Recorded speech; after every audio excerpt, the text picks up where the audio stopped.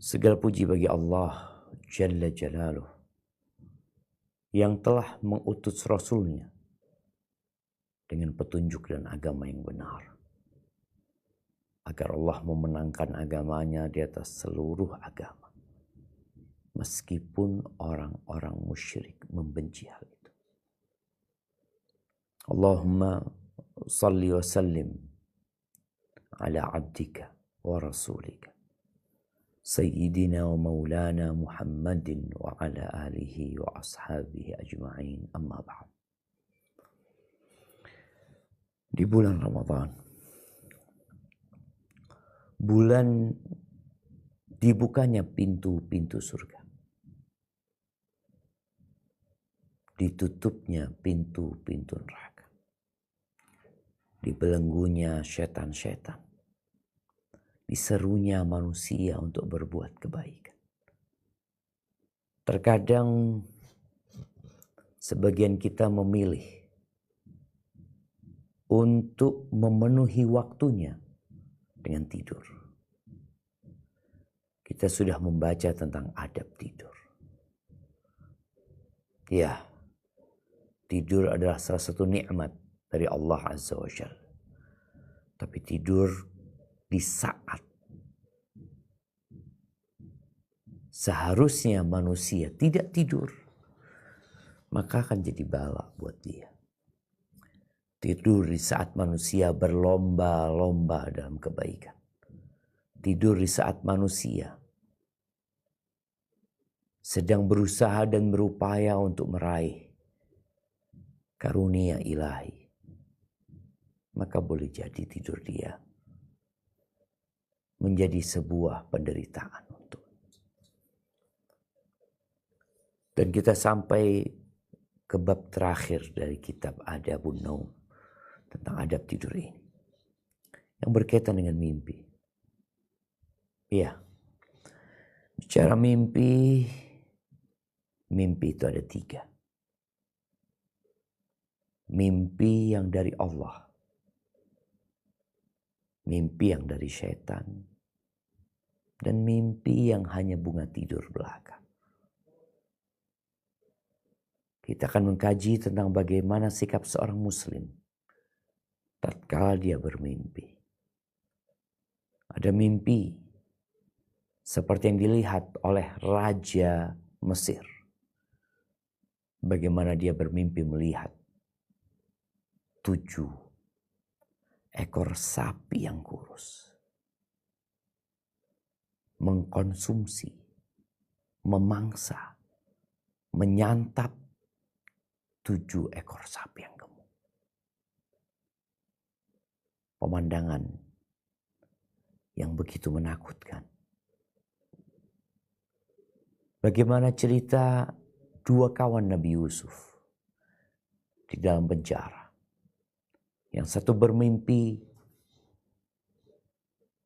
dia memeras anggur. Yang satu bermimpi melihat di kepalanya ada roti, kemudian dimakan oleh burung. Apa maknanya? Insya Allah kita semua tahu. Mimpi yang dari Allah memiliki makna. Dan mimpi yang dari setan hanya akan menebarkan kesedihan dan kecemasan. Adapun mimpi yang bunga tidur, ya hanya sekedar lewat dan berlalu. Baik, kita akan baca bab ini. Tafadhal.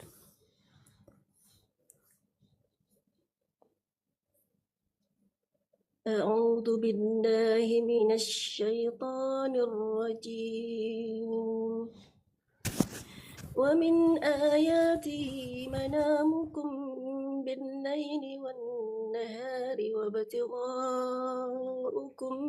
من فضله إن في ذلك لآيات لقوم يسمعون. Dan di antara tanda-tanda kebesarannya ialah tidurmu pada waktu malam dan siang hari, dan usahamu mencari sebagian karunia-Nya. Sungguh pada yang demikian itu terdapat tanda-tanda bagi kaum yang mendengar. Allahu Akbar jamaah. Dalam setiap ciptaannya ada tanda-tanda kebesaran Allah Azza wa Jalla. Dan kalau kita melihat tidur kita, ana sebelum datang ke sini tadi tidur. Ana rasa badan ana, iya, capek dan lelah. Tapi dengan tidur, kita dapat bangkit dengan semangat untuk beraktivitas kembali. Manusia tidur di dunia dan kelak di akhirat tidak ada tidur. Mereka yang di neraka tidak ada istirahat. Mereka akan terus disiksa. Dan mereka yang di surga tidak akan memejamkan mata. Karena tidur hanya mengurangi waktu hidupmu. Hanya mengurangi kelezatanmu di surga. Adapun di dunia, manusia membutuhkan tidur. Maka ketika engkau tidur, engkau membaca doa. Dan ketika engkau bangun dari tidurmu, engkau bersyukur memuji Allah Azza wa Jalla. Ada orang yang tidak bisa tidur, sehingga harus mengkonsumsi obat-obatan. Ada orang yang duduk di becaknya, atau dimanapun dia berada.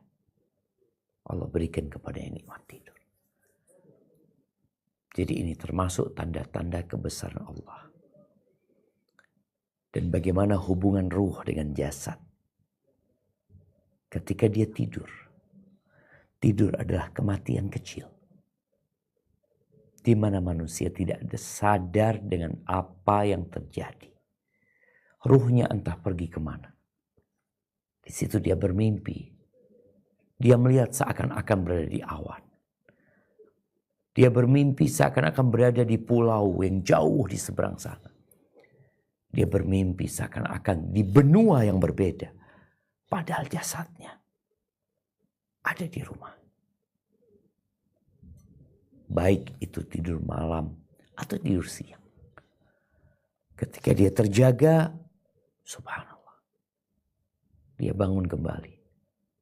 Ruhnya nempel lagi dengan tubuh. Dan juga tanda-tanda kebesaran Allah, Allah jadikan siang hari tempat untuk bekerja, mengais rezeki. Bagaimana tubuh manusia di siang hari. Seperti pohon yang kelihatan segar. Tapi tatkala matahari terbenam, perlahan-lahan bumi ini menjadi sepi. Hening. Tubuh manusia yang kuat, yang gagah, tahu-tahu menjadi lemah. Kemudian dia tidur. Tapi kenapa masih ada manusia yang tidak beriman kepada Allah? Tidak yakin dengan adanya hari kebangkitan. Padahal tiap hari kita merasakan kematian kecil dari tidur.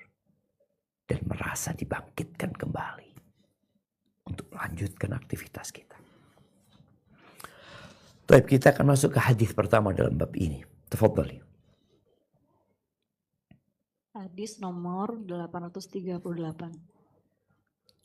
Wa an Abi Hurairah radhiyallahu anhu qala sami'tu Rasulullah sallallahu alaihi wasallam yaqulu lam yabqa minan nubuwah illa al-mubasysyirat. Qalu wa mal mubasysyirat? Qala ar-ru'yas salihah. Rawahul Bukhari. Dari Abu Hurairah radhiyallahu anhu, dia bercerita, aku pernah mendengar Rasulullah sallallahu alaihi wasallam bersabda, tidak ada tanda kenabian yang tersisa kecuali al-mubasysyirat. Para sahabat bertanya, apa yang dimaksud dengan al-mubasysyirat? Beliau menjawab, mimpi yang baik. Hadis riwayat Al-Bukhari. Barakallahu fiik. Rasulullah sallallahu alaihi wasallam telah meninggal dunia.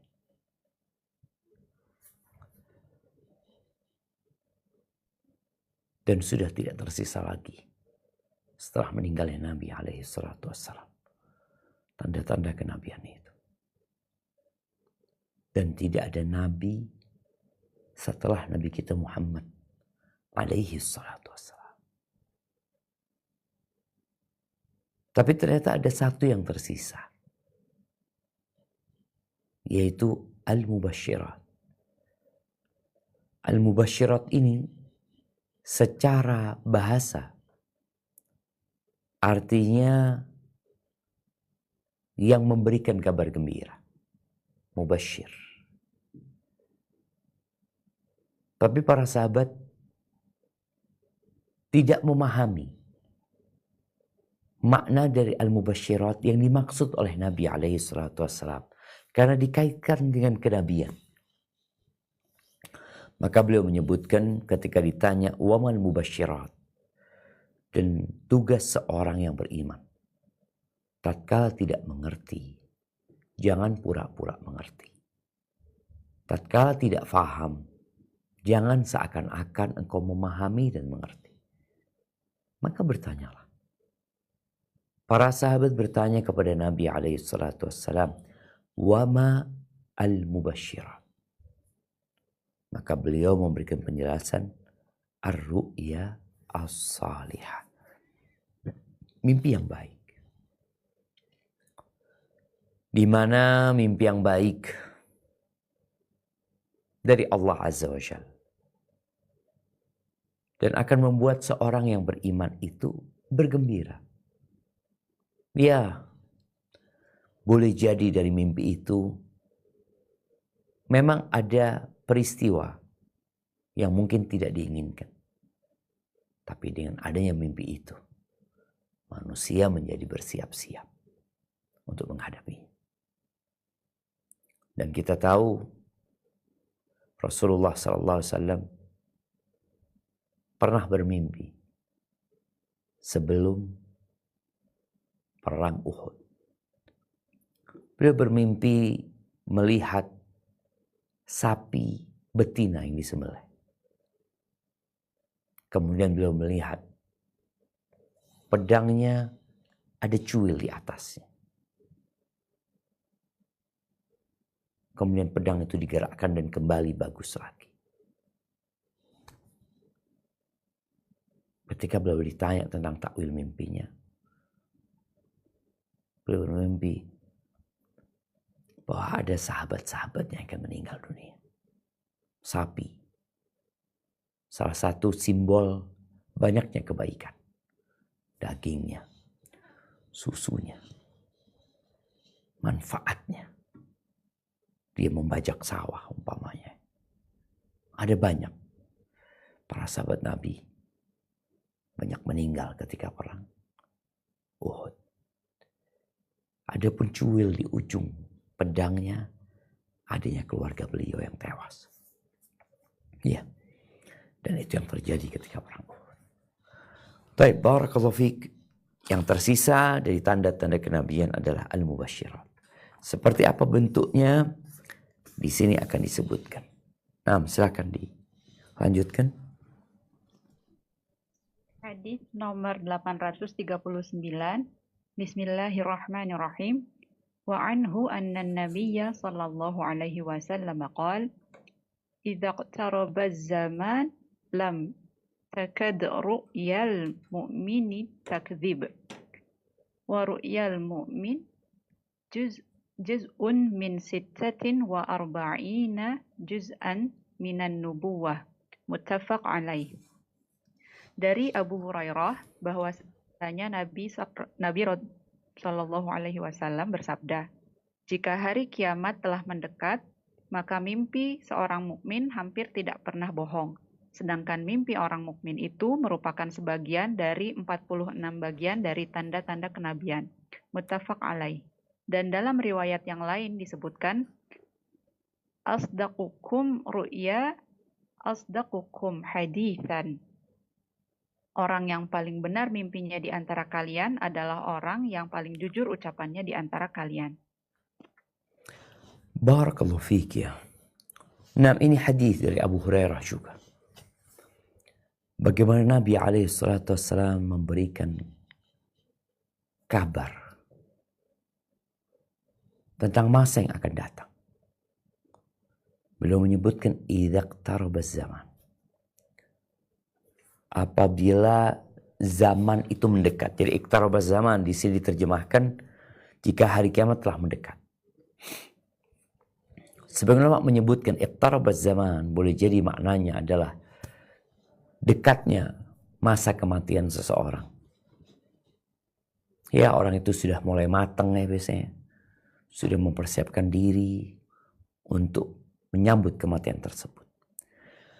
Boleh jadi makna mendekatnya zaman ini di mana 1 bulan seperti sepekan.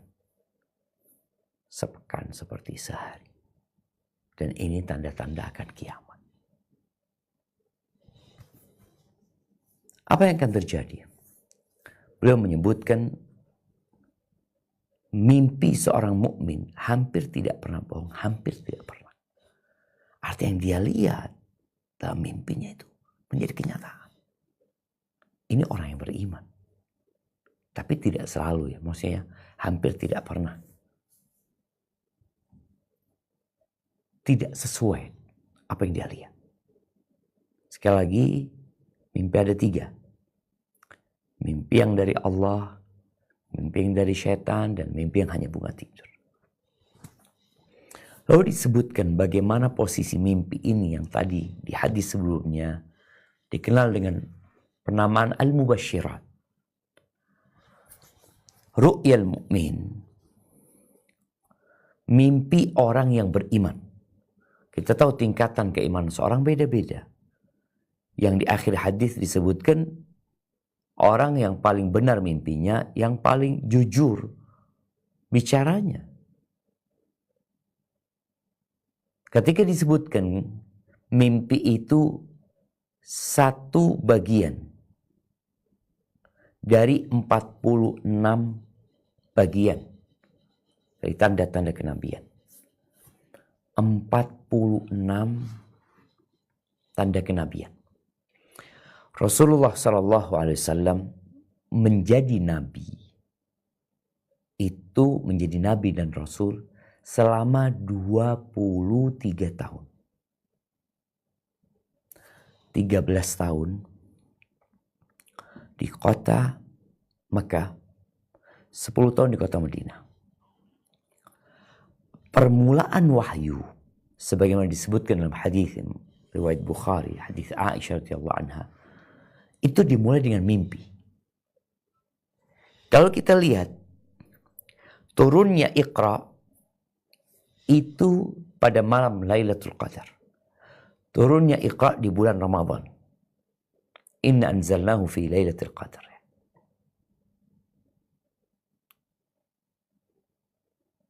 Padahal Nabi SAW diutus ketika umur 40 tahun.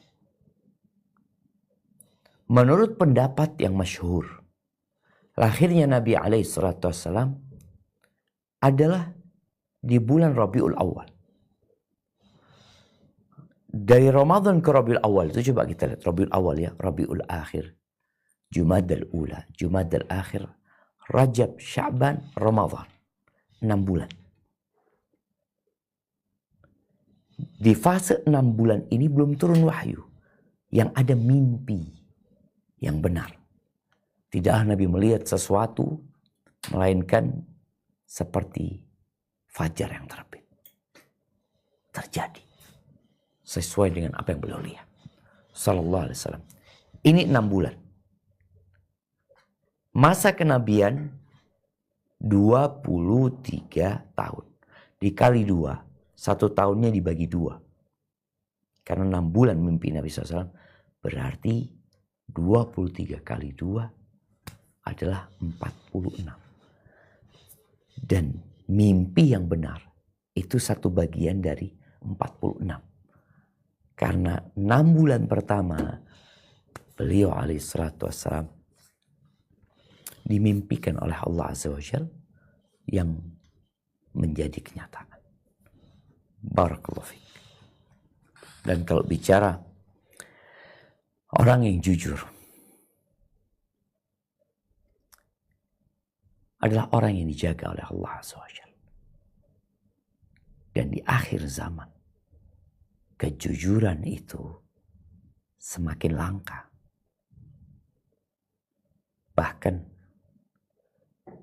yang ada pendusta-pendusta yang dianggap jujur ketika berbicara.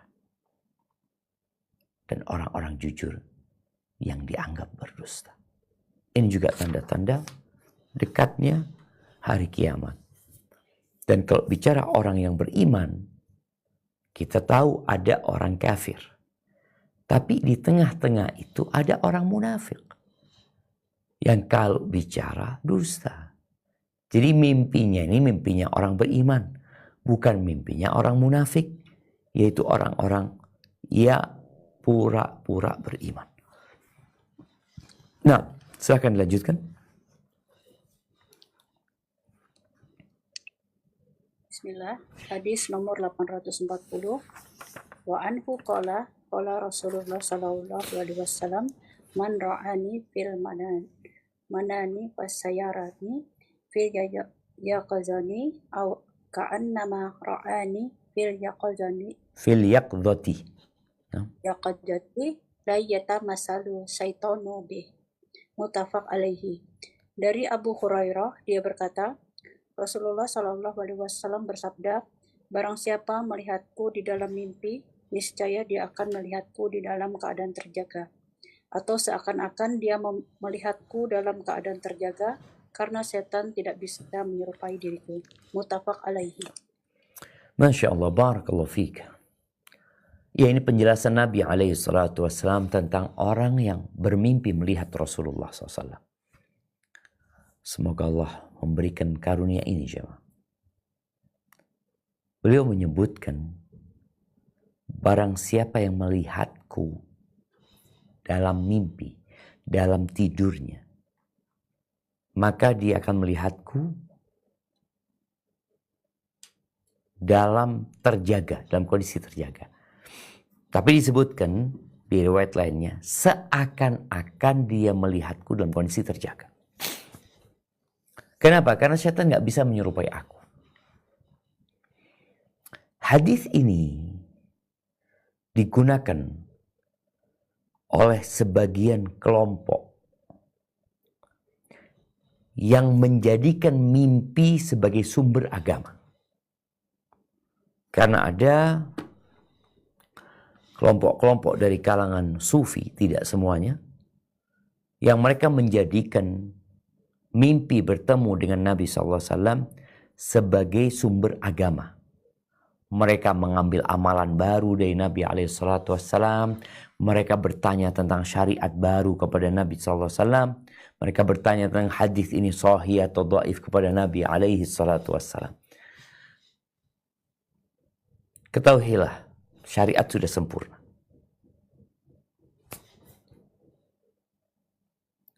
Dan semua sudah disampaikan oleh Rasulullah SAW. Sehingga yang harus kita lakukan adalah mengamalkan sunnah. Mereka mengatakan bahwasanya sebagian mereka melihat Nabi SAW dalam kondisi terjaga. Hadis ini digunakan dalil, pokoknya yang lihat Nabi dalam mimpi, dia akan melihat Nabi dalam kondisi terjaga. Dia nggak tidur, dia bisa melihat Nabi SAW dalam wujudnya. Yang pertama kita tahu hadis ini, seperti yang tadi dibaca, disebutkan dalam riwayat lain, seakan-akan dia melihatku dalam kondisi terjaga. Nabi udah meninggal dunia alaihissalatu wassalam. Allah mengatakan, innaka mayyitun wa innahum mayyitun. Dan memang orang yang melihat Nabi dalam sifat-sifat Rasulullah SAW, itu Nabi yang dia lihat. Karena setan gak bisa menyerupai Nabi SAW. Setan mungkin menyerupai orang tua kita. Menyerupai guru kita. Mimpi bertemu dengan gurunya. Boleh jadi itu setan. tapi mimpi melihat Nabi SAW dalam sifat-sifatnya, maka itu Nabi SAW. Bagaimana orang mengatakan aku melihat Nabi SAW? Ketika dia tanya, engkau tahu wajah Nabi seperti apa? Oh ya, aku melihat Nabi SAW ya. Wujudnya besar, tinggi, jenggotnya putih semua. Bukan Nabi yang dia lihat. Nabi jenggotnya nggak putih semua. Ada beberapa uban, iya. Tapi tidak semua. Bagaimana alisnya Nabi? Bagaimana matanya Rasulullah SAW? Bagaimana bibir Nabi SAW? Bagaimana rambut Nabi? Dada Nabi. Jadi mereka yang melihat dalam mimpinya seorang hamba dengan sifat-sifat yang disebutkan dalam sifat Nabi SAW, maka itu Rasulullah SAW. Tapi kalau sampai membawa syariat baru, berarti yang ngaku bermimpi itu bohong. Dia berbohong. Karena Nabi SAW tidak lagi menyampaikan syariatnya dalam mimpi. Udah selesai.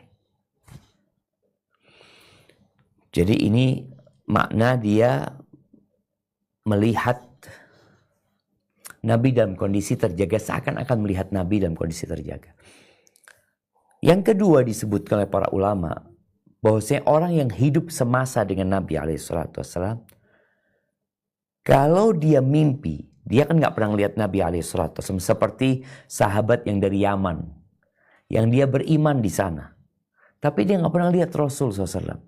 Tahu-tahu dia mimpi bertemu Nabi SAW, insya Allah dalam hidupnya dia akan berjumpa dengan Nabi SAW, karena Nabi masih hidup pada waktu itu. Nah, kemudian yang ketiga disebutkan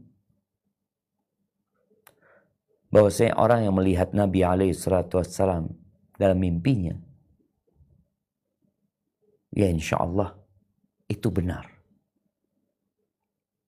Dia akan melihat Nabi SAW pada hari kiamat, walaupun kita tahu pada hari kiamat insya Allah semua umatnya akan melihat Nabi SAW, walaupun ketika hidup tidak bermimpi melihat Rasulullah SAW dalam tidurnya. Barakallahu fiik. Baik, kita lanjutkan.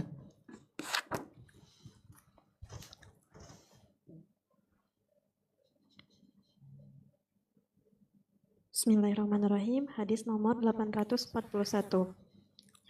Wa an Abi Sa'idil Khudri radhiyallahu anhu annahu sami'an nabiyya sallallahu alaihi wasallam yaqulu idza ra'a ahadukum ru'ya yuhibbuha fa innama hiya minallahi ta'ala falyahmadillaha 'alaiha wal yuhaddis biha wa fi riwayatin fala yuhaddis biha illa man yuhibbu wa idza ra'a ghayra dzalika mimma yaqrahu fa innama hiya minasyaiton falyasta'iz min syarriha wa la yazkurha li ahadin fa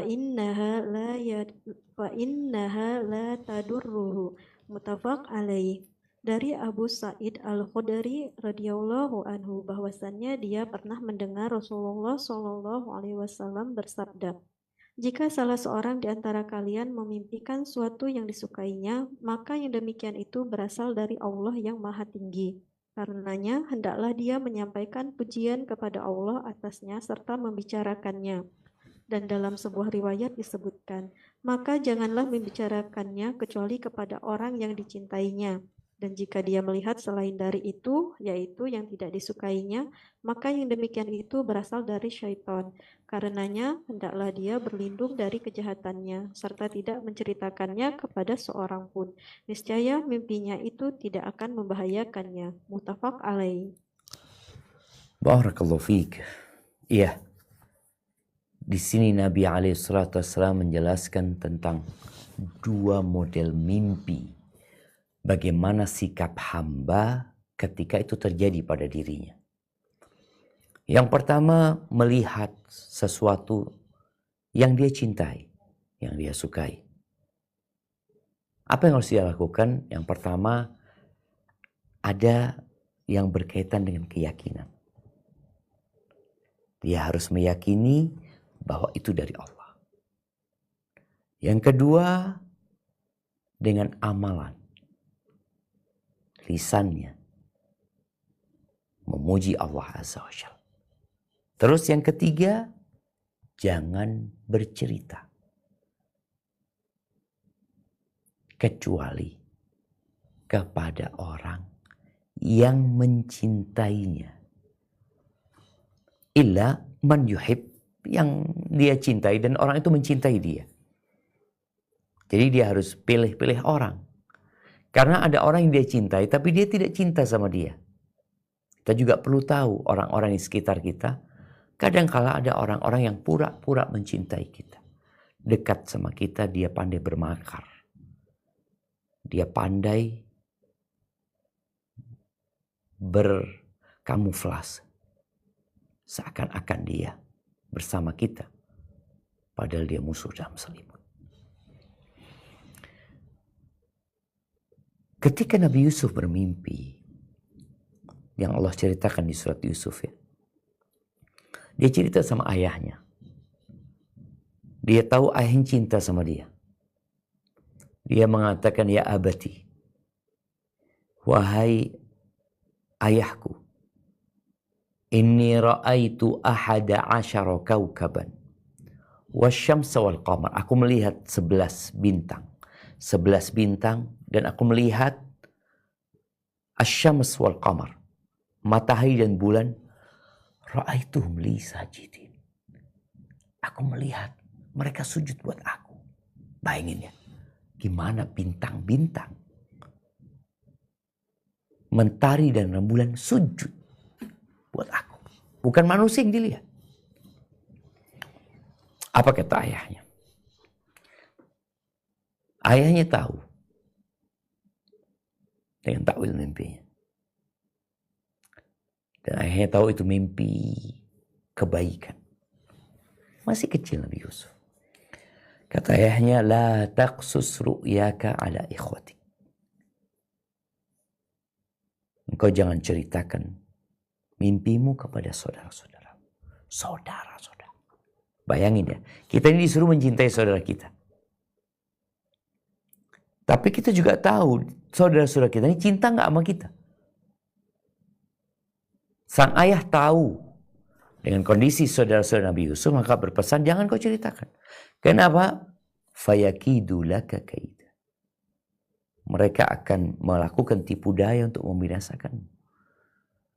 Inna syaitana lil insani aduwwun mubin.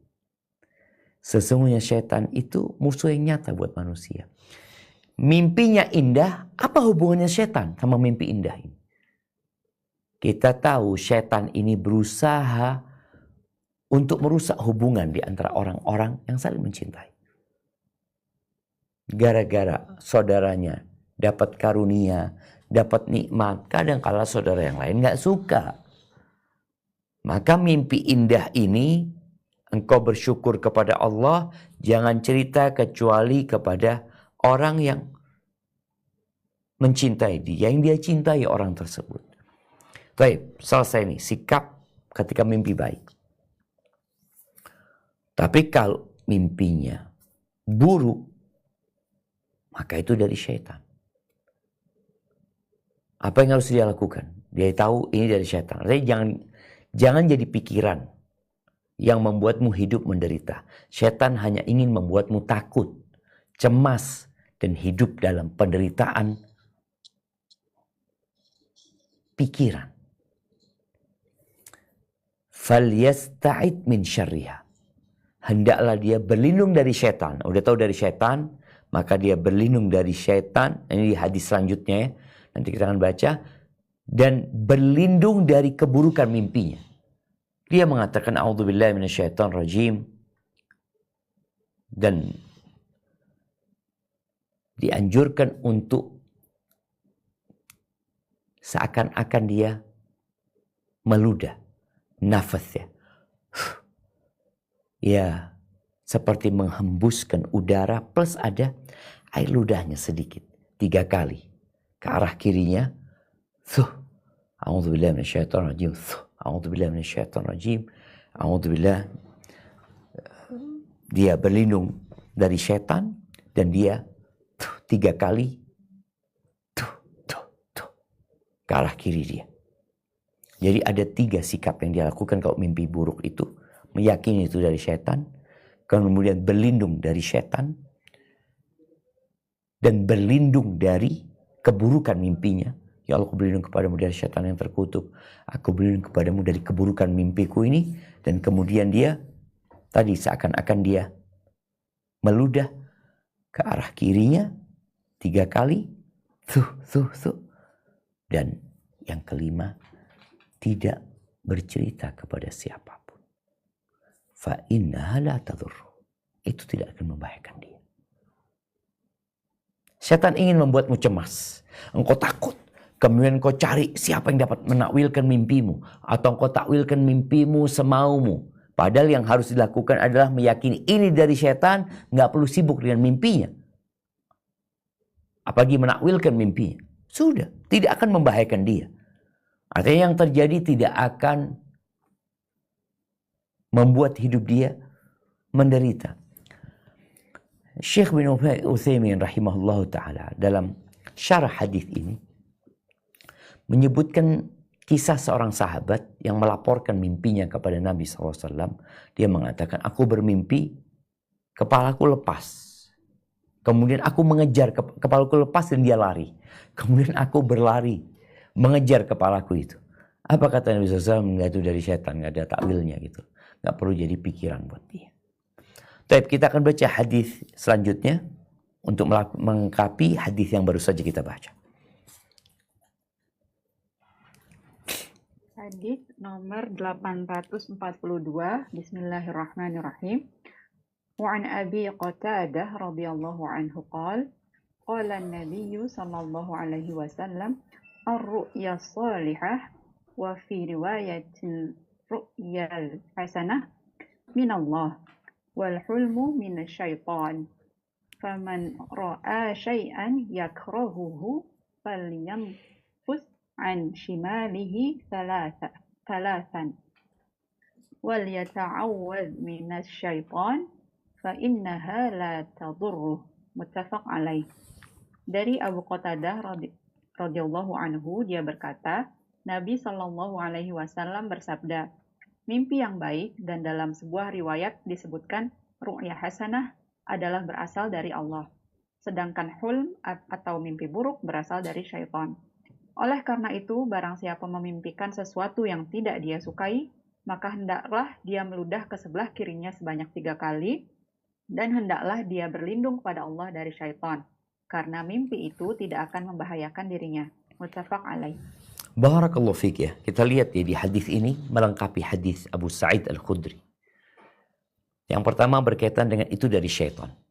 Kita harus yakin itu dari syaitan. Yang kedua, apa yang harus dilakukan? Di sini disebutkan hendaklah dia meludah tipis ya ke arah kiri 3 kali.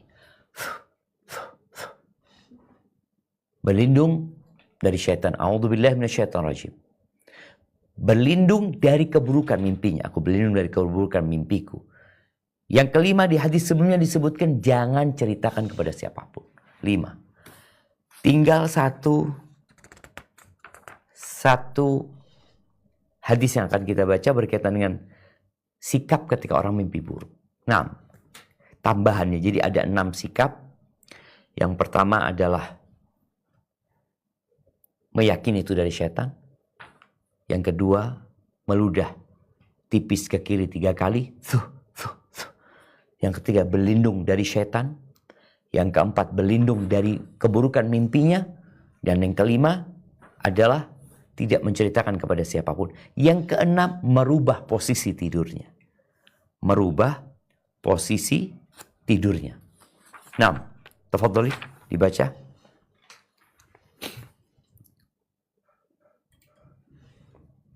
Hadis nomor 843. Bismillahirrahmanirrahim.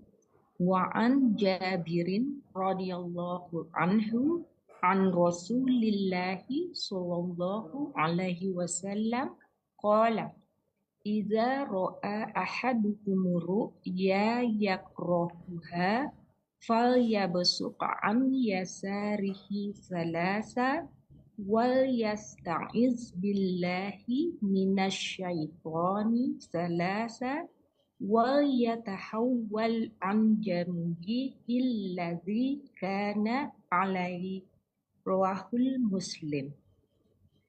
Dari Jabir radhiyallahu anhu dari Rasulullah Shallallahu alaihi wasallam beliau bersabda, jika salah seorang di antara kalian memimpikan sesuatu yang tidak dia sukai, maka hendaklah dia meludah ke sebelah kirinya sebanyak 3 kali, dan hendaklah dia memohon perlindungan kepada Allah dari syaitan sebanyak 3 kali, dan hendaklah dia berbalik dari sisinya semula. Hadis riwayat Muslim. Nah, kita lihat di sini ada penjelasan tambahan bahwa berlindung dari syaitan sebanyak 3 kali. Baca a'udzubillahi minasyaitonir rajim, a'udzubillahi minasyaitonir rajim, a'udzubillahi minasyaitonir rajim. Kemudian berlindung dari keburukan mimpinya. Lalu ada tambahan penjelasan di sini merubah posisi.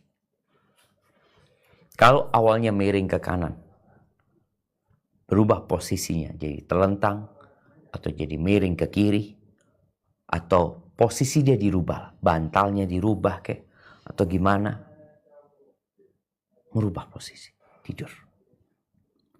Kalau ternyata mimpi lagi, udah berubah posisi, mimpi lagi yang buruk itu jamaah. Udah bangun, a'udzubillahi minasyaitonir rajim, a'udzubillahi minasyaitonir rajim, a'udzubillahi minasyaitonir rajim. Kita sudah meludah 3 kali. Kemudian a'udzubillahi minasyarri ma ra'ait, berlindung dari keburukan yang dilihat ya. Tidur lagi, mimpi lagi jemaah, sama mimpi. Syekh bin Utsaimin rahimahullahu taala mengatakan kalau kembali lagi mimpi buruk itu, maka sudah bangun kok, jangan tidur. Udah bangun. Ngapain? Ya udah sholat malam. Ambil wudhu, sholat malam. Jadi sebagai bentuk meminta perlindungan kepada Allah yang lebih. Karena kalau tetap tidur, setannya masih godain. Karena ada orang yang ketika dia mengatakan a'udzubillahi minasyaitonir rajim, ya tidak menghayati permohonan dia. Maka hendaklah dia bangkit untuk melakukan sholat malam sudah.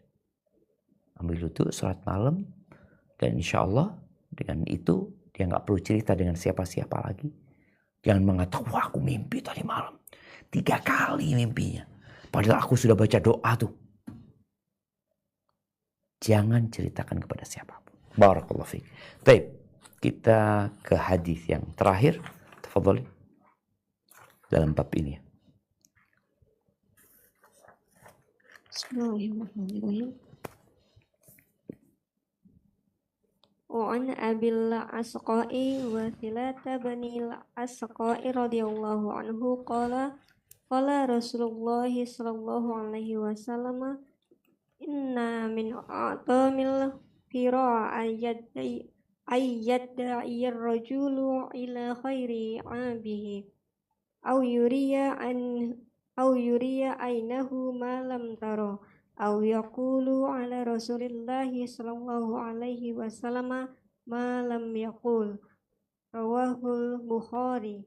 Dari Abu Al-Asqa Wasilah bin Al-Asqa radhiyallahu anhu, ia berkata, Rasulullah sallallahu alaihi wasallam bersabda, sesungguhnya sebesar-besar dusta adalah jika seseorang mengaku keturunan selain ayahnya, atau berdusta dalam mimpi yang sebenarnya tidak dilihatnya, atau mengatakan atas nama Rasulullah Shallallahu Alaihi Wasallam sesuatu yang sebenarnya tidak pernah beliau katakan. Hadis riwayat Al-Bukhari.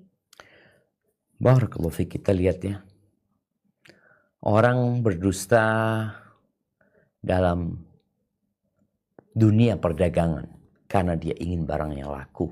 Banyak orang berdusta kepada kawan-kawannya untuk membuat mereka tertawa. Iya, itu dusta. Tapi ternyata ada dusta yang paling dusta. Di sini disebutkan 3 hal. Yang pertama adalah menasabkan dirinya kepada selain bapaknya. Ngaku, saya ini bahasa lama umpamanya. Padahal dia bukan bahasa lama. Umpamanya seperti itu. Dia mengaku, saya ini bawazir. Qabilahnya bawazir. Kayaknya bicara bapak, bicara nasab. Padahal dia bukan bawazir. Dia mengatakan, saya ini umpamanya keturunannya siapa gitu loh. Orang, tokoh masyarakat. Padahal bukan dia. Ini termasuk kedustaan yang paling tinggi. Seorang ngaku keturunannya yang gak benar. Hanya untuk mendapatkan kehormatan. Seperti orang mengaku saya ini dari keluarga Nabi SAW. Kalau benar gak apa-apa. Tapi kalau enggak, itu termasuk kedustaan yang paling nyata. Kemudian dia cerita tentang mimpi padahal dia gak mimpi itu. Orang kan gak tahu. Oh saya tadi malam melihat ini itu padahal dia bohong. Ini termasuk kedustaan yang paling dusta. Yang paling besar. Yang ketiga, dan ini yang paling berbahaya. Karena ini kaitannya, kalau yang pertama dan kedua itu lebih kepada pribadi orang tersebut. Tapi kalau yang ketiga ini berkaitan dengan umat. Dia berdusta atas nama Nabi Muhammad SAW. Orang-orang yang bikin hadis palsu. Dan juga termasuk orang-orang yang menyebarkan hadis yang palsu. Barakallahu fiik, kita masuk ke sesi tanya jawab, ada waktu tersisa. Tafadhalina. Alhamdulillah lazi min ni'mati tatimu sholihat. Hayakallah Ustaz, jazakallahu khair wa barakallahu fikum. Ustaz telah memberikan nasihat fawaid tausiyah wasilah ilmu, nasihat penjelasan dari kitab Syarah Riyadhus Shalihin karya Imam Nawawi rahimahullah pada hari ini. Dan sebelum masuk ke sesi kedua yaitu sesi tanya jawab, seperti biasa kami Gurubah Muslimah, Gurubah Muskat ingin mengucapkan terima kasih kepada channel-channel dari media sunnah yang telah turut serta menyiarkan merelai pada kajian hari ini, yang selain ada Gurubah Muskat, ada Sapa Muslim, Gurubah Muskat tentunya, Kans Media Sunnah, MKSS TV, Bangko Mengaji, SMTV, Baraja Mengaji, Abiyati TV, Artvisi, Tangerang Mengaji, Al-Ghuraba Lumajang, dan Poldapi TV. Kami ucapkan jazakumullah wa barakatuh, dan kita akan memulai sesi tanya jawab dengan waktu yang tersisa. Insya Allah beberapa menit ke depan sudah ada pertanyaan masuk. Mungkin Anda akan bacakan dulu yang berkenaan dengan tema. Ini pertanyaan dari Gurubah Muskat Ustaz. Bagaimana membedakan antara mimpi bertemu dengan orang yang sudah meninggal itu adalah benar bertemu adanya atau hanya dari setan atau hilm, Ustaz? Nah, barakallahu fiik ya. Kalau mimpinya baik, semoga itu dari Allah Azza wa Jalla.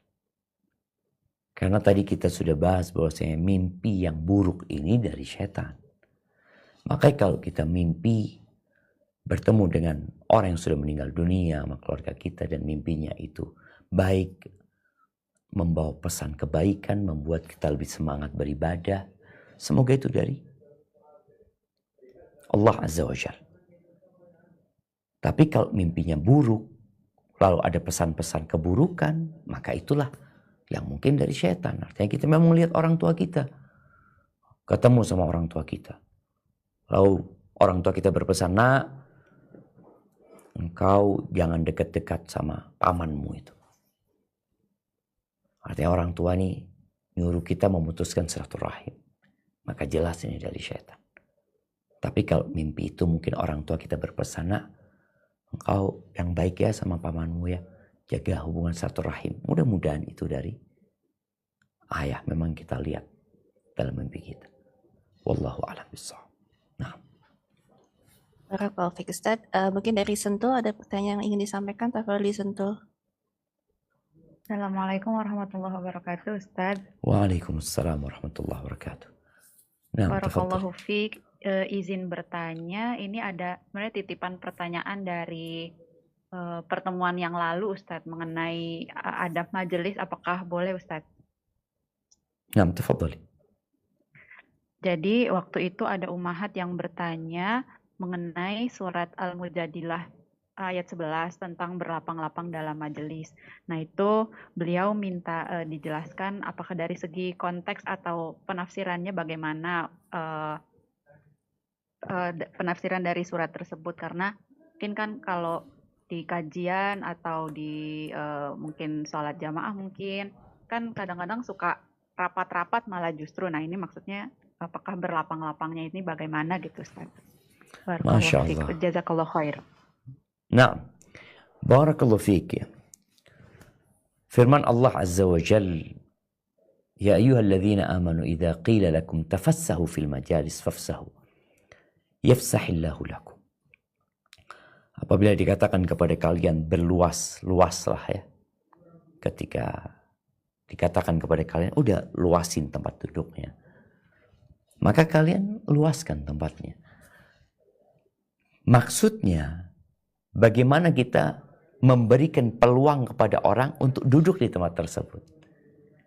Kan nggak boleh memisahkan dua orang yang duduk. Mama ya, kita mau duduk di tengahnya, nggak boleh.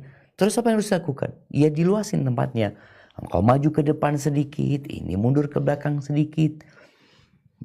Ini ke samping, ini ke sana. Artinya memberikan ruang agar orang bisa ikut di tempat tersebut. Jadi bukan akhirnya kita sholatnya berjarak ya.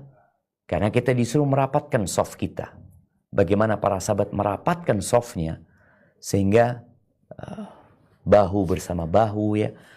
Kaki bersama kaki. Jadi meluaskan itu bukan kita ingin dapat tempat sendirian yang lebar. Bukan. Tapi bagaimana ketika di majelis itu kita memberikan kesempatan untuk kepada orang lain untuk duduk di tempat tersebut. Karena ada tempat yang memang penuh, udah penuh. Terus gimana? Disuruh berdiri orang? Ya enggak. Disuruh pulang? Ya enggak lah. Gimana kita mengecilkan posisi duduk kita untuk memberikan ruang kepada orang agar bisa duduk di tempat tersebut. Hadza wallahu a'lam bissawab. Nah. Rofik Ustadz, mungkin sebelum masuk ke pertanyaan ketiga, untuk yang sudah resen, mohon bisa mendrop terlebih dahulu pertanyaan kepada kami melalui kolom chat kepada host atau coach yang bertugas sebelum nanti bisa ditanyakan langsung kepada Ustaz Zuna. Tafadhali mungkin Ukti Evi bisa menanyakan langsung pertanyaan kepada Ustadz. Ukti Evi dari Oman. Jazakillah khair Ukti Tias. Assalamualaikum warahmatullahi wabarakatuh Ustadz. Ahsanallahu ilaikum. Waalaikumsalam warahmatullahi wabarakatuh. Nah, tafadhali. Ini titipan pertanyaan di luar tema Ustadz. Apakah kondisi ibu mertua yang tidak memiliki rumah dan untuk kebutuhan hidupnya menerima pemberian dari anak-anaknya bisa dikatakan fakir atau miskin? Dan bolehkah memberikan zakat mal kepada ibu mertua dengan kondisi tersebut? Mohon nasihat dan pencerahannya Ustadz. Assalamualaikum warahmatullahi wabarakatuh. Jazakallah khairan barakallahu fiik. Masya Allah, barakallahu fiik. Iya, bicara orang tua. Ini ibu mertua buat penanya, tapi yang ditanyakan adalah berkaitan dengan anak-anaknya. Betul seperti itu.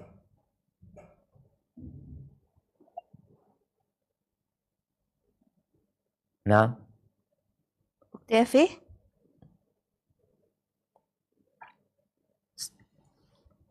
Ukti Evi, suaranya tidak keluar, Sti. Sudah dibuka tapi sudah di-unmute tapi tidak ada suaranya, Ustaz. Qadarullah. Nah, iya kayaknya semoga Anda tidak salah memahami pertanyaannya tentang bagaimana anak memberikan zakat kepada ibunya yang tidak mampu. Mungkin seperti itu. Kalau bicara orang tua yang tidak mampu dan anaknya mampu, anak ini wajib memberikan nafkah kepada orang tuanya. Dan kalau bicara nafkah, itu bicara sandang, pangan, papan. Ini yang ditanyakan adalah papan. Orang tuanya nggak punya tempat tinggal yang layak. Maka di sini hendaklah dikasih tempat tinggal yang layak. Boleh jadi tempat tinggal yang layak itu pemberian rumah buat orang tuanya, atau disewakan rumah, dikontrakan rumah, kemudian dicukupin hidupnya. Jadi bukan dari zakat. Bukan dari zakat anaknya diberikan kepada orang tuanya. Zakat dari orang lain boleh buat orang tuanya. Zakat dari orang, tapi anak memberikan zakat kepada orang tua nggak boleh. Apalagi kondisinya anaknya mampu, orang tuanya tidak mampu. Yang ada adalah kewajiban memberikan nafkah. Di luar nafkah itu, para ulama berbicara tentang orang tua yang punya banyak utang. Anaknya sudah memberikan kecukupan. buat orang tuanya, nafkah dipenuhin. Tapi orang tua punya utang. Bolehkah zakat anaknya diberikan kepada orang tuanya untuk melunasi utangnya? Bukan untuk biaya hidupnya. Tapi untuk melunasi utangnya, sebagian ulama membolehkan hal itu karena dia masuk dalam kategori al-gharimin ya, orang-orang yang mungkin terlilit hutang. Hadza wallahu a'lam bissawab. Nah, Barakallahu fiik, Ustaz. Bagi yang sudah mendapat pertanyaan, tafadhali mungkin Uni Ida bisa membacakan, bisa langsung bertanya kepada Ustaz Zuna, Ida. Ya, Assalamualaikum warahmatullahi wabarakatuh. Jazakallah khair, Ukti Tias. Assalamualaikum warahmatullahi wabarakatuh, Ustadz. waalaikumsalam Izin warahmatullahi bertanya, wabarakatuh. Ustadz. Nah, Ada 2 pertanyaan, tapi Afwan mungkin satu-satu dulu. Yang ingin Anda tanyakan mengenai soft tadi, Ustadz, kelanjutannya. Seperti kita ketahui di Masjidil Haram dan di Masjidil Madinah, kita sholat banyak soft yang terputus-putus ya Ustadz ya, kalau kita melaksanakan sholat di sana. Dan itu bagaimana, apakah sholat jemaah kita juga terputus softnya atau bagaimana itu Ustadz? Karena untuk menertibkannya kan sangat susah sekali ya Ustadz ya. Mohon pencerahannya. Masya Allah, barakallahu fiik. Nah, ahibati fillah, tatkala kita berada di masjid, baik di Masjidil Haram, di masjid manapun, yang mungkin kita melihat softnya amburadul, maka sebagai seorang muslim hendaklah berusaha semampunya untuk berada di soft yang paling mendingan. Artinya ketika kita melihat soft itu terputus, dan Nabi SAW menyebutkan kesempurnaan soft termasuk dari kesempurnaan sholat, maka kita hendaklah mencari soft yang paling sempurna. Momennya kita tahu ada soft isinya cuma 3 orang. Di depan alhamdulillah isinya lebih banyak dan lebih rapi. Ya udah, maju ke depan. Jadi kita berusaha semaksimal mungkin. Karena memang ya kondisinya orang kadangkala takut ketinggalan ruku, maka dia sholat di mana ada soft. Walaupun softnya cuma 3 orang, cuma 5 orang. Sedangkan di depannya mungkin ada jarak 10 meter. Soft itu lebih sempurna. Ya udah, engkau datanglah ke soft yang lebih sempurna. Jadi intinya dalam kondisi masjid yang soft-softnya berantakan, hendaklah kita berusaha mencari soft yang paling mending. Walaupun juga kadang-kadang tetap terputus Ustaz, ya sudah, tapi itu paling mending dibandingkan dengan yang lainnya. Hadza wallahu a'lam bissawab. Nah, Jazakallah khairan Ustadz. Satu lagi boleh Ukti Tias? Boleh Oman dulu ya, Ukti Ida. Oh iya, naam. Afwan. Jazakallah khair. Tafadhali mungkin Ukti Ud bisa membacakan pertanyaan dari jamaah Zoom dari Oman. Tafadhali. Ya. Assalamualaikum warahmatullahi wabarakatuh, Ustaz. waalaikumsalam warahmatullahi wabarakatuh. Fadlan. Ahsanallahu ilaikum. Ya. Ini ada pertanyaan dari salah seorang jamaah Zoom. Apa perbedaan tanda-tanda mimpi berasal dari Allah atau dari setan yang ini berkaitan dengan jodoh? Karena mimpi itu bersambung hingga 5 kali untuk saat ini dengan ikhwan yang sama. Apakah ini artinya bahwa itu adalah pertanda bahwa ikhwan tersebut adalah jodohnya, Ustadz? Yang kedua tentang mimpi juga, yaitu jika bermimpi buruk saat Ramadan, Ustadz, apakah mimpi buruk itu artinya karena telah dikatakan bahwa kalau Ramadan itu setan itu kan sudah dibelenggu, Ustadz. Apakah mimpi buruk itu dari setan atau memang itu mimpi buruk yang akan menjadi kenyataan, Ustadz? Jazakumullah khair, barakallahu fikum. Insyaallah, barakallahu fiik. Naam, ahibati fillah. Yang pertama, ketika seorang bermimpi, ketika mencari jodoh, dia mimpi dengan laki-laki itu sampai 5 kali. Apakah itu dari Allah atau dari syaitan? Wallahu a'lam bishawab. Boleh jadi kebawa aja dia. Jadi mimpi kan ada 3. Ada yang bunga tidur. Karena kita sudah kepingin sama dia, akhirnya kebawa mimpi terus. Dan kalau bicara mimpi yang bermakna, itu kadangkala mimpi itu seperti teka-teki. Mimpinya Nabi Yusuf, ngelihat apa? Bintang. Bukan melihat kakak-kakaknya melihat bintang yang sujud, melihat mentari dan rembulan. Ya. Kemudian mimpinya raja. Dia mimpi apa? Mimpi musim paceklik? Enggak. Dia mimpi melihat sapi-sapi yang kurus makan sapi-sapi yang gemuk. Artinya sesuatu yang seperti teka-teki yang membutuhkan takwil, akhirnya seperti itu. Jadi wallahu a'lam bishawab, kalau dikatakan apakah mimpi itu dari setan, ya tinggal dilihat yang dia mimpikan itu apa dalam mimpi ikhwan tersebut ya. Boleh jadi dia sudah cocok sama itu ikhwan, dia sudah kepikiran sama itu ikhwan. Kemana-mana dia memikirkan, akhirnya kebawa mimpi. Mau 10 kali tidur ya dia mimpi dia. Bukan cuma 5 kali, 10 kali bisa jadi mimpi dia. Nah, kemudian berkaitan dengan mimpi di bulan Ramadan, mimpi buruk. Apakah tetap dari setan? Tetap dari setan ya. Setan dibelenggu. Ulama menyebutkan ketika setan dibelenggu, ini menunjukkan dia tidak bisa bergerak bebas. Tapi dia tetap berusaha untuk menggoda. Tapi mungkin dari jauh ya. Dia menggoda, dia berbisik-bisik. Mungkin salah satunya lewat mimpi. Hadza wallahu a'lam bishawab. Nah. Barakallahu fiik Ustaz. Tafadhali Ukti Ras bisa mempertanyakan pertanyaannya. Baik, ya. Assalamualaikum Ustaz. Waalaikumsalam warahmatullahi wabarakatuh. Nah. Ini pertanyaan dari Ukti Cipi dari jamaah Zoom. Assalamualaikum Ustaz. Mau bertanya, apakah benar kalau kita bermimpi bertemu dengan orang tua yang sudah meninggal tapi tidak berkata apapun dalam mimpi tersebut?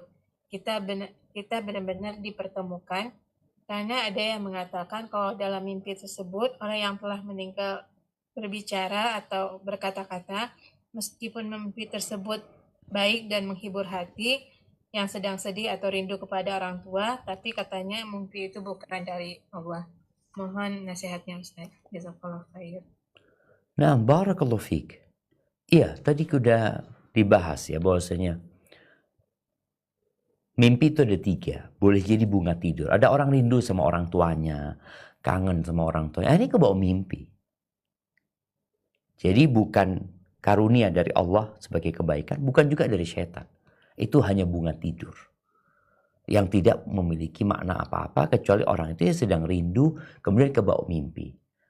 Karena hatinya sudah bicara terus tentang orang tuanya, dia ingat dengan masa-masa indah sama orang tuanya, akhirnya dia tidur ke bawah tuh dalam mimpinya. Kemudian kalau bicara bisa jadi itu mimpi kebaikan, boleh jadi mimpi kebaikan dari Allah Azza wa Jalla. Kadang kala orang tuanya melihat anaknya ini udah lama nggak mendoakan orang tuanya, Allah kasih kesempatan tuh anak tuh berjumpa dengan orang tuanya sehingga anak tuh jadi ingat sama orang tuanya. Kemudian dia banyak beristighfar dan memohon ampun buat orang tuanya. Boleh jadi seperti itu. Hadza wallahu a'lam bishawab. Sepertinya kita ke pertanyaan terakhir. Nah. Dan terakhir Ustaz ya. Oh iya Ustaz. Ini ada pertanyaan tapi mungkin Akhwan Ustaz di luar tema, dan ini ya pertanyaan dari pertanyaan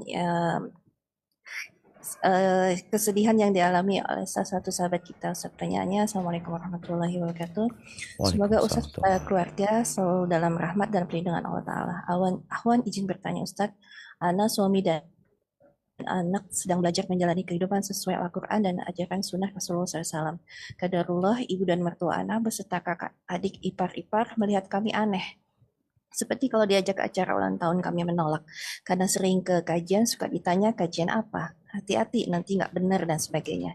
Jadi Ana merasa left out dalam tanda kutip dari keluarga. Sering sedih Ustadz, bagaimana Ana menyikapi perasaan sedih ini kalau ada gejolak-gejolak dari keluarga. Dan juga banyak lagi kesedihan yang dialami oleh Amatullah. Syukran Ustadz, wa jazakallahu khairan. Barakallahu fiik. Ahibati fillah. Rasulullah SAW menyampaikan bada'al Islamu ghariban wa sayaudu ghariban kama bada' fatuba lil ghuraba. Islam ini dimulai dengan keasingan, dengan keanehan. Bagaimana Rasulullah SAW di tengah-tengah masyarakat yang menyembah berhala, Beliau mengatakan jangan menyembah berhala. Di tengah-tengah masyarakat yang percaya dengan khurafat, beliau mengatakan itu tidak benar. Di tengah-tengah masyarakat yang melakukan kezaliman, beliau berusaha memerangi kezaliman itu. Maka beliau jadi aneh. Dianggap membawa ajaran baru yang tidak sesuai dengan nenek moyang. Yang ada dikucilkan. Yang ada diganggu, disakiti, bahkan diusir. Itu yang terjadi. Dan Islam akan kembali menjadi aneh, menjadi asing sebagaimana dulu seperti itu. Maka kebaikanlah untuk orang-orang yang asing ya. Jadi apa yang kau rasakan memang harusnya seperti itu. Dan itu hal yang wajar ketika engkau berusaha untuk menjadi lebih baik di tengah masyarakat yang mungkin ya biasa-biasa aja. Maka yang harus kau lakukan adalah bersabar. Yang berpegang teguh dengan agamanya kelak di akhir zaman seperti memegang bara api. Gak nyaman. Menyakitkan. Inna min waraikum ayyamas sabar. Di balik kalian ada hari-hari kesabaran. Apa yang harus engkau lakukan? Kau harus menjalankan sunnah dengan baik dan benar. Di antara sunnah menghormati yang tua, menyayangi yang muda, berbaik sangka kepada mereka. Mereka nggak ngerti. Nabi SAW ketika dilemparin batu, beliau ditawarin agar yang melemparin batu disiksa sama Allah. Beliau mengatakan enggak. Aku berharap Allah memberikan hidayah kepada mereka. Maka itu yang harus ada pada dirimu. Semangat untuk terus berbuat kebaikan. Semangat untuk berbagi kebaikan. Semangat untuk memuliakan orang-orang. Maka berdakwah dengan akhlak. Dan katakan kepada mereka bahwa engkau sedang belajar. Iya, kalau dikatakan hati-hati kau ikut kajian. Jangan-jangan nanti tersesat. Naam, terima kasih atas doanya. Mohon didoakan semoga aku terhindar. Dan ketika nanti engkau ditanya, engkau Islam apa? Aku ingin Islam yang biasa-biasa aja. Islam yang wajar-wajar aja. Islam seperti yang diajarkan Rasulullah SAW. Dan dilakukan dan dipraktekkan bersama para sahabatnya. Barakallahu fiik. Itu mungkin dapat Anda sampaikan. Mohon maaf ya. Atas waktu yang mungkin tidak bisa panjang di bulan Ramadan ini. Tapi semoga yang sedikit diberkahi oleh Allah SWT. Sampai berjumpa kembali. Semoga senantiasa dalam lindungan ilahi. Anda kembalikan ke